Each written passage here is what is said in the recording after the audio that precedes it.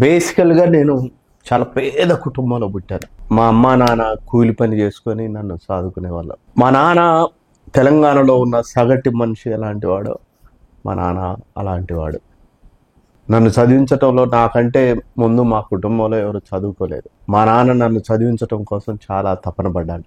కాబట్టి నా పాటలు మొత్తం ఎక్కడి నుంచి స్టార్ట్ అయ్యాయి అంటే మా అమ్మ, మా నాన్న, నా కుటుంబం నుంచే స్టార్ట్ అయింది. మా నాన్న గురించి చెప్పాలంటే, నాయనా నీ మట్టి కాళ్ళకు దండమే ఓ నాయనా, నాయనా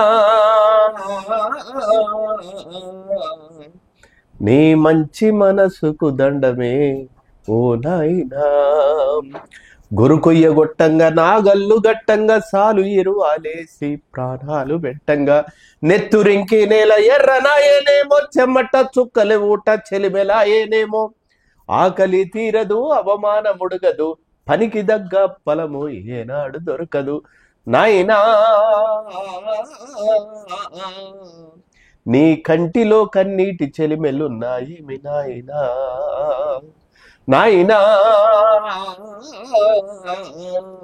నీ కడుపులో ఆకలి మంటలారావేమి నాయనా. గొర్రెల కొట్టం వచ్చి బర్ల పెండా తీసి ఎడ్ల గిట్టలు గుట్టి గొడ్ల దారికి తెచ్చి ఆలమందలుగా సిప్పాలు పెరుగు తీసి దున్నపోతుకు అరక దున్నటాన్ని నేర్పి పశులు మనసులు కలిసి వ్యవసాయమును చేసి బురద పొలము నుండి పువ్వ సృష్టించేవు నాయనా.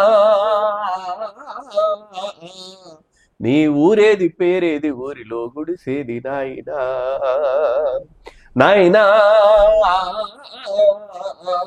నీ చేనేది చలకేది చెరు వెనుక సెంటేది నాయనా. చేను చూడకుంటే పానమాగా దాయే, అడవి పందులు వస్తే నిదుర పట్టాదాయే, కంటి చూపును తీసి చేను కంచగ నాటి మంచ పైన చేరి దంచి పాటలు పాడి నాయనా.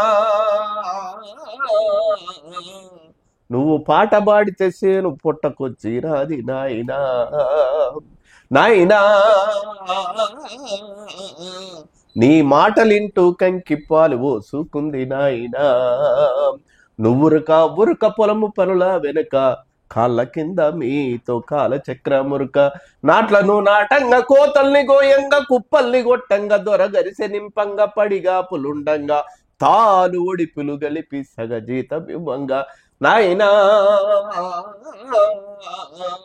నీ దుఃఖమంతా చూసి దూడ పెయ్యాలేడ్చే నాయనా, నాయనా నువ్వు పస్తులుంటే చూసి పంట సేలు ఏడ్చే నాయనా. కాళ్ళకున్న చెప్పు చేత పట్టుకొని తల రుమాలో తీసి కడుపు గట్టుకొని డప్పు కొట్టే కాడ దరువులేసే కాడ బొట్టు పెట్టే కాడ బోనమెత్తే కాడ పటేళ్ళు పటవార్లు ఊర్లోకొచ్చే కాడ నాటు కోడితో పిల్ల రాతిరయ్యే కాడ నాయనా. నువ్వు కచ్చడాల ముందు కుక్కలా ఉరికేవు నాయనా, నాయనా